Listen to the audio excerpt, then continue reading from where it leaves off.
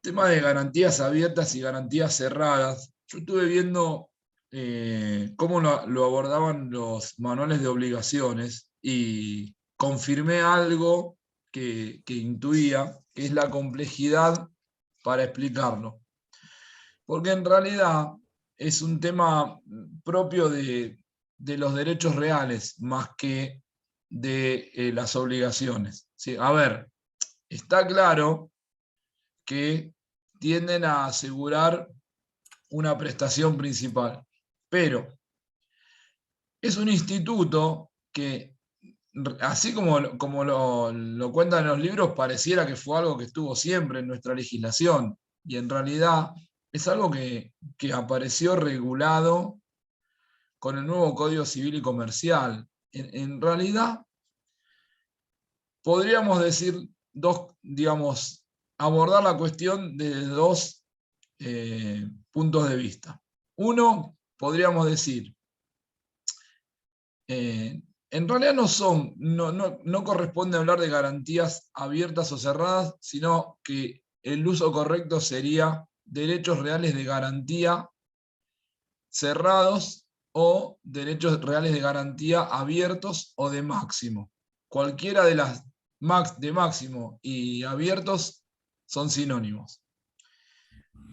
Si focalizásemos un poquito más la cuestión, en realidad podríamos decir que dentro de los derechos reales de garantía, nuestro Código Civil y Comercial reglamenta tres, que son la hipoteca, la prenda y la anticresis.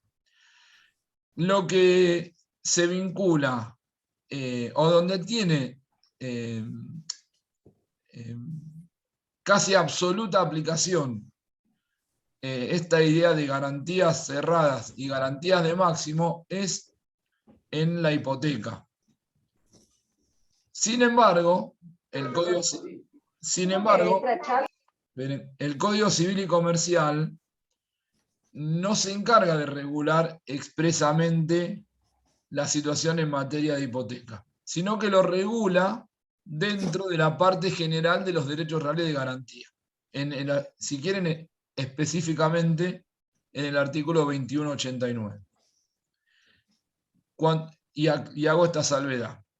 Lean el 2189 con la redacción que le dio la ley 27.000, tengo miedo de pifiar con la ley, 27.271. Ese artículo, el 2189, tenía una redacción muy mala digamos, en la primera redacción, la del 1 de agosto de 2015, que se corrige de manera incluso casi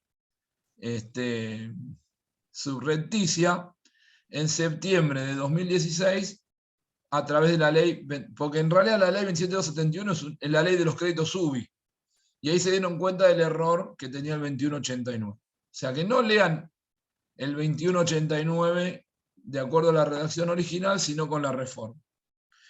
Y si uno lee ese artículo, no habla puntualmente de hipoteca, sino que habla de derechos reales de garantía. Pero la realidad es que la cuestión se vincula estrechamente con la hipoteca, ¿sí? Los libros de obligaciones lo pasan. A ver. Los libros de obligaciones los pasan por alto. Es decir, dan una definición medianamente genérica y no mucho más que eso. Así que yo creo que expliqué que a los fines de la materia alcanza con saber que un derecho real de garantía cerrado es aquel en el que se determina el monto máximo de la garantía o el monto máximo asegurado con la garantía y la determinación de la obligación que se asegura. Y que las garantías abiertas se determina el monto máximo asegurado con la garantía, pero no es necesario establecer cuáles son las obligaciones que se aseguran. Aunque en esos casos el código establece que pueden asegurarse todo tipo de obligaciones, pero por un plazo que no sea mayor de los 10 años. ¿Sí? Es decir, en las garantías cerradas, para que sean válidas son dos requisitos: designación de la obligación garantizada y determinación del monto máximo. Y en las garantías abiertas se exige establecimiento de un plazo máximo de 10 años sin necesidad de individualizar las obligaciones y determinación del monto máximo garantizado. ¿Sí? Sé que es complejo, sobre todo es complejo porque ustedes todavía no cursaron derechos reales. En todo caso, esta introducción va a quedar grabada, cualquier cosa pásenlo hasta que más o menos vaya cerrando la idea, ¿sí? Porque entiendo que no es sencilla la cuestión. De hecho, todo esto nace por una práctica de los bancos en la década del 90 del siglo pasado, ¿sí? O sea, es algo que no nació con una regulación legal, sino nació extra legalmente, que después el legislador de alguna manera se vio obligado a darle un marco legal. Más o menos, pregunto, ¿se entendió? Sí, profe. ¿Sí? Ingreso, profe, pero escribí lo que dijo y después lo voy a volver a escuchar. Bueno, sí. Hay, bueno, veo que hayan comentado que hay un canal de YouTube que yo en realidad lo abrí en su momento para dar las clases en plena pandemia en UBA en el 2020. Ahí hay un video sobre hipoteca, se llama especialidad, la hipoteca y la especialidad en cuanto al crédito, donde está un poco más desarrollado este tema. Bueno, esperen que... Acá está.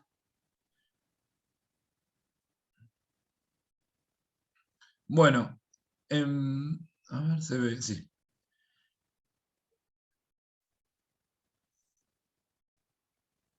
Recuerden que estamos dentro de lo que es tutela o protección del crédito. Es decir, estamos analizando aquellas instituciones que tienen por finalidad salvaguardar el crédito del acreedor, ¿sí? Manteniendo intangible el patrimonio del deudor. En realidad estamos dentro de lo que podemos denominar una tutela conservatoria, porque lo que hemos visto en materia de cláusula penal, por ejemplo, o lo que hablamos de la semana pasada de garantías reales y garantías personales, no estamos en una función ejecutiva del crédito, es decir, no estamos partiendo de la premisa de que hubo un incumplimiento del deudor, entonces el acreedor ejercita acciones para cobrar su crédito, ¿sí? Todas las medidas que estamos viendo digamos, en este tramo de la materia son aquellas que ejerce el acreedor para mantener incólume el patrimonio del deudor. Es decir, que al momento de tener que efectivizar su crédito, si el deudor no lo hace voluntariamente, el acreedor pueda encontrar en el patrimonio del deudor bienes suficientes para satisfacer esa prestación, ¿sí?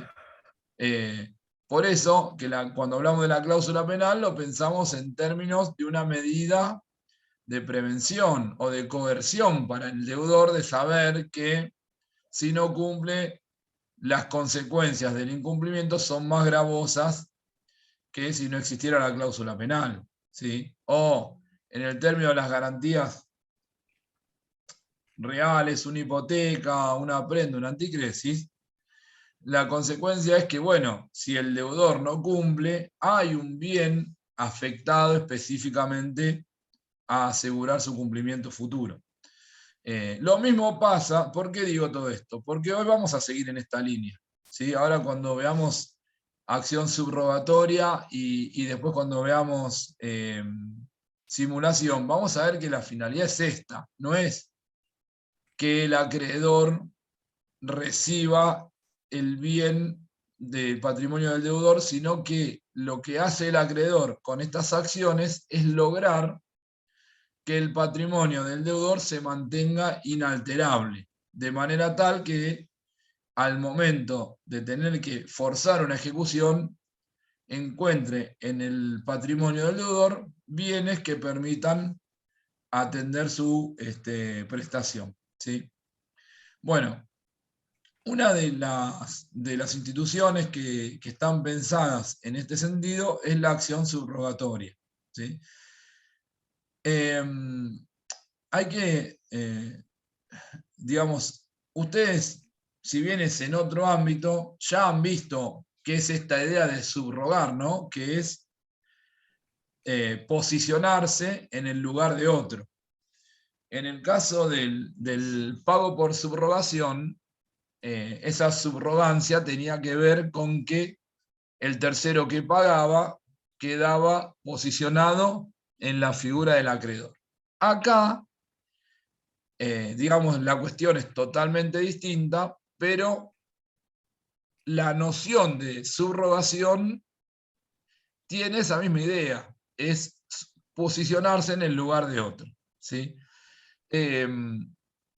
La acción subrogatoria, que la vemos ahí, vemos la definición que da el código en el 739, establece que es aquella por la cual el acreedor de un crédito cierto y exigible o no, ojo con esto, puede ejercer judicialmente los derechos patrimoniales de su deudor si éste es remiso en hacerlo y esa omisión afecta el cobro de su acreencia, ¿sí?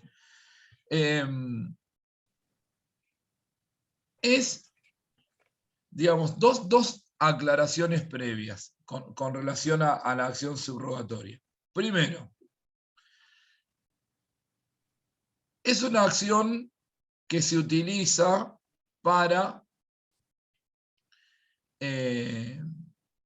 bienes que no son dinero, ¿sí? Porque en verdad la acción que correspondería, que podría ejercer el acreedor si el deudor tuviese un crédito frente a un tercero que consistiese en dinero, no sería una acción subrogatoria, sino una acción directa. ¿Sí? Es decir, ¿ustedes vieron acción directa ya con el doctor Lovash?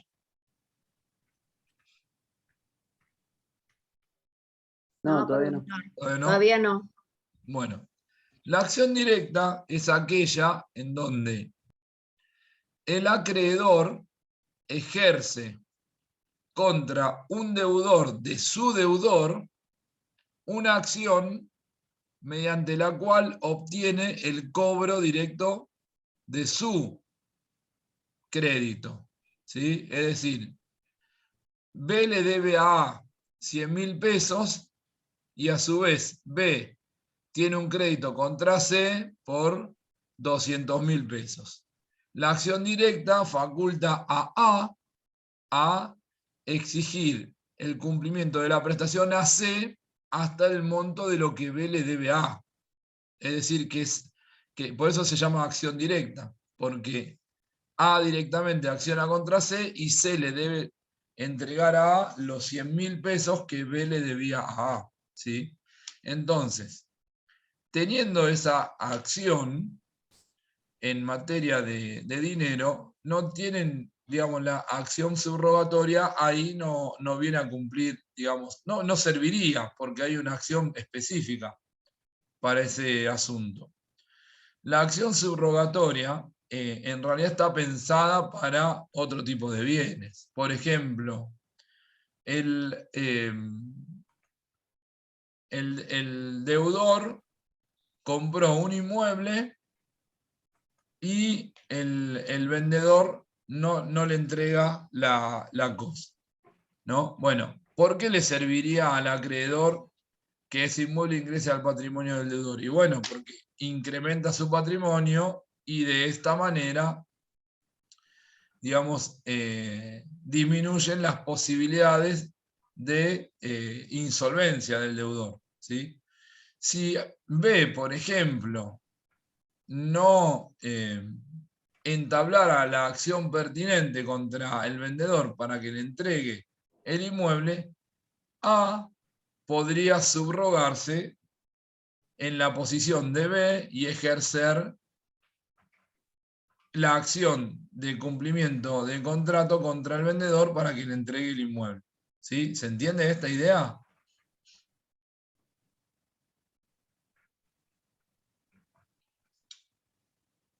¿Alguien que esté por ahí? Dígame si se Sí, entendió. está claro. ¿Sí? Bien. ¿Lo podría volver a explicar, profesor? La verdad que me confundí. A Un ver. ejemplo más, profe. Vamos Más a... despacio. Miren que vamos a abrir un Word y lo vemos con una pizarra. Creo que tiene pizarra también. Bueno, pero hacemos el Word.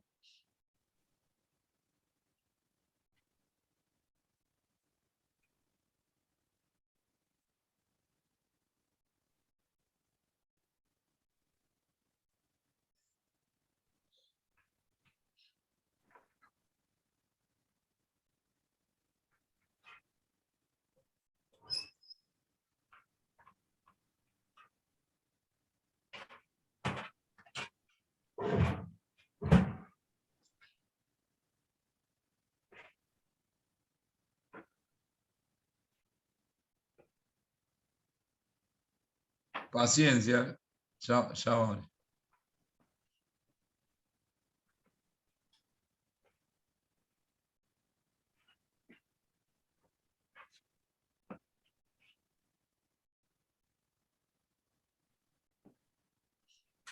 Profe, o sea que esta acción subrogatoria no nos sirve para si hay, digamos, si el crédito exigible es dinero.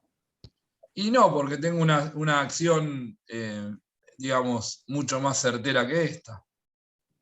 En ese caso elegiríamos la acción directa. Claro. Ah, listo, gracias. O sea, nada impide que ejerzas una acción subrogatoria. Lo que pasa es que en la acción subrogatoria, el bien no va al patrimonio del acreedor, va al patrimonio del deudor. En cambio, en la acción directa, el bien va directo al patrimonio del acreedor. ¿Sí? Vamos acá, vamos a poner a Juan como ejemplo. Juan es acreedor. No se está viendo el web, profe. Estamos viendo todavía la placa, profe. ¿Cómo No puede estamos ser? viendo lo que puso primero, la Espere, primera entonces plantilla. que dejo de compartir y vuelvo a compartir. Ahí está. Ahí se debe ver, ¿no? Ahora sí, profe. Sí, profe. Bueno. Ahí tengo a Juan como acreedor, a Pedro como deudor. Esperen.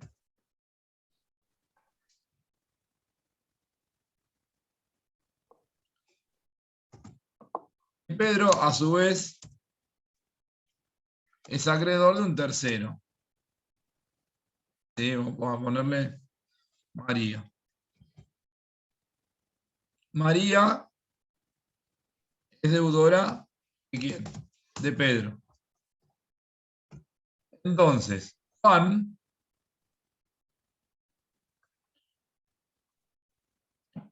María, pensemos en la hipótesis de que celebra un contrato de compraventa con Pedro. ¿Sí?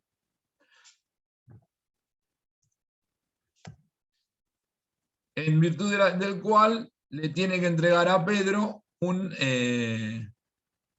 inmueble. ¿Sí? Bueno, ahora no se lo entrega. Acordaron un plazo de entrega, no se lo entrega. Entonces Juan podría subrogarse en la situación de Pedro y exigirle a María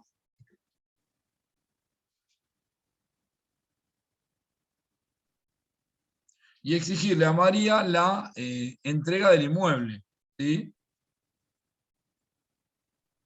Habría una acción, esta sería una acción subrogatoria. Juan acciona contra María para que María le entregue a Pedro el inmueble pactado en la compraventa. ¿Se entiende? Juan se subrogó. Pero se subrogó, ¿por qué? Porque Pedro es el deudor. Porque hay una inacción de Pedro Claro. respecto del crédito que tiene en contra de María. Claro, ahí está. ¿Sí? ¿Por qué a Juan le interesa que este inmueble efectivamente ingrese al patrimonio de Pedro? Porque Pedro es deudor de Juan. Entonces, si Pedro incorpora ese bien, las posibilidades de que Juan logre percibir su crédito son mayores, porque el patrimonio de Pedro está, digamos, más robusto. ¿Sí? Sí, Perfecto. profe.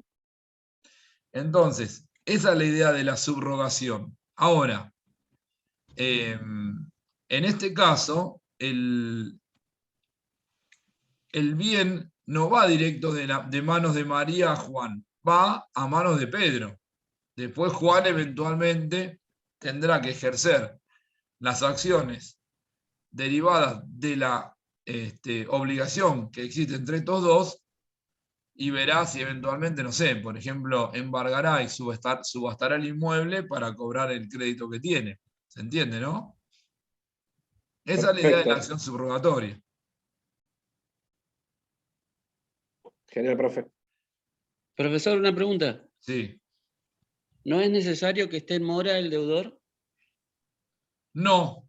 Fíjate una cosa, y eso lo podemos extraer de la propia definición, porque fíjate que el 2739 dice que es una acción que tiene el acreedor por un crédito cierto, exigible o no.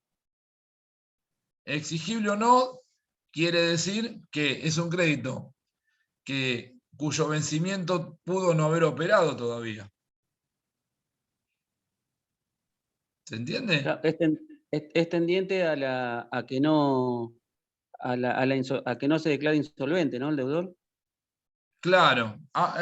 En realidad, más que, sí, es verdad, tiene esa connotación, ¿no? de evitar la insolvencia del deudor. Porque es verdad que el último párrafo de la definición dice que la omisión, es decir, la inacción del deudor, afecta el cobro de la acreencia del acreedor. ¿Sí? Es decir, algunas menciones, ¿no? Con relación a esto. Primero, la acción subrogatoria no puede ser ejercida digamos, de forma directa por el acreedor. Primero, tiene que haber inacción del deudor. ¿Sí?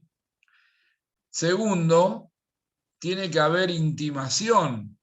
Lo exige el propio código. Tiene que haber intimación al deudor para que entable la acción. Y recién ahí, ante la reticencia del deudor, la podría ejercer el acreedor. Esto está contemplado en el 739 y también lo contemplan los códigos procesales. ¿Sí? Es decir, ahí tenemos una doble regulación sobre el tema. Y donde quizás la cuestión es más controvertida es cuál es el recaudo que tiene que justificar el acreedor para ejercer la acción subrogatoria. Porque tenemos claro que no es necesario que el crédito sea actualmente exigible. Puede ser un crédito cuyo vencimiento opere más adelante. ¿Sí? Es decir, que la ley no subordina a la exigibilidad del crédito el ejercicio de la acción subrogatoria. pero establece que para su procedencia la inacción del deudor afecte el cobro del crédito del acreedor, ¿sí? Y esta es la discusión más, yo diría, más vidriosa del tema. ¿Cuál es el alcance del peligro que debe justificar el acreedor? ¿Sí? Esa es una cuestión casi discrecional del juez en cada hipótesis. Y la segunda cuestión trascendental tiene que ver con que el acreedor acredite debidamente la relación jurídica que existe con el deudor, porque este es el otro tema, ¿sí? Porque de lo contrario, cualquier persona podría invocarse o manifestarse como acreedor de un tercero para ejercer la acción subrogatoria. ¿Se entiende esto, no? Porque estamos partiendo de la premisa que podría suceder que el vínculo entre el acreedor y el deudor podría no estar judicializado. Entonces, ¿con qué mirada los jueces deben evaluar la existencia del crédito del acreedor para concederle la acción subrogatoria? ¿Sí? ¿Me siguen con esta duda o con este interrogante? Profe, una Sí. pregunta. Sí. ¿Y cómo se acredita? Y bueno, la mayoría de la doctrina sostiene que se exige una prueba razonable, como que no sería necesario para el acreedor una prueba concluyente de su derecho, sino cierta probabilidad de la existencia del crédito. ¿Por qué dicen esto? Porque en verdad, desde que el bien no ingresa al patrimonio del acreedor, sino al patrimonio del deudor, tampoco estamos frente a una situación en donde el ejercicio de la acción subrogatoria por el acreedor conlleve un perjuicio para el deudor, ¿sí? Eventualmente hasta lo beneficiaría, porque lograría incorporar un bien a su patrimonio, ¿sí? Así que en general se transita por esos andariveles. Con que exista una prueba razonable del crédito, los jueces conceden la acción subrogatoria. Uno de los casos típicos tiene que ver con los boletos de compraventa. Imaginen la siguiente hipótesis. Una persona titular de un inmueble vende por boleto de compraventa ese inmueble a un tercero, a un comprador, ¿sí? Ahora, el inmueble se encuentra usurpado, por lo cual el comprador no puede incorporar a su patrimonio ese inmueble. Como el comprador por boleto no ha obtenido la escritura pública, la mayoría de la doctrina y de la judicatura sostiene que no es propietario todavía, porque para ser propietario necesitaría que esa compraventa se instrumente por escritura pública. Al no ser propietario, no puede ejercer lo que se denomina la acción reivindicatoria para que el usurpador, mejor dicho, para que judicialmente obtenga la entrega del inmueble. Entonces, en esos casos, lo que se hace habitualmente es el comprador por boleto intima al vendedor a que entable la acción reivindicatoria contra el usurpador, ¿sí? Bajo apercibimiento de ejercer el comprador por vía de acción subrogatoria. ¿Qué es lo que habitualmente pasa? Porque imaginen el vendedor que ya cobró el precio de la compraventa. ¿Qué interés tendría en que el inmueble ingresa a su patrimonio si una vez que ingresa a su patrimonio lo tiene que entregar al comprador? Entonces es muy probable que haya una inacción del vendedor, ¿sí? Bueno, en esos casos, habitualmente se acude a la acción reivindicatoria para que el comprador se subrogue en los derechos del vendedor, logre que el inmueble ingrese a su patrimonio y después exigirle al vendedor la entrega del inmueble producto de la compraventa que celebraron, ¿sí? Ese es uno de los casos más típicos. Pero siempre tenemos que tener presente esta regla. El bien sobre el cual se ejerce la acción va a manos del deudor, no va directo a manos del acreedor, ¿sí? Ahí marcamos en donde dice connotaciones cuáles son los requisitos para que pueda ser ejercida la acción. Primero, inactividad del deudor. Segundo, que el deudor sea citado. Es decir, primero, antes de ejercer la acción, intimo judicialmente al deudor para que la inicie. Inicie la acción que tiene contra el tercero. Recién cuando el deudor es renuente, entonces el juez va a facultar al acreedor a subrogarse, ¿sí? Y ejercer la acción por vía de subrogación. ¿Sí? Ahora. Profesor, disculpe. Sí. En el caso de la compra y venta con boleta de compra y venta, ¿no? Y el inmueble que supuestamente compraste está, ¿cómo se llama? Está ocupado por personas que... Claro. Entonces, el que compró directamente y no puede hacer posesión de ese inmueble, o sea, judicialmente lo tiene que devolver a manos del que le vendió. Claro. Porque ese es su deudor, ¿no? Para después tomar acción, claro, tiene que pedir la acción subrogatoria para que vuelva a manos del que le debe. Para que vuelva a manos de quien es el propietario. Claro, por eso, su deudor, porque él no puede tomar. Y una vez que vuelve al patrimonio del vendedor, recién ahí el comprador...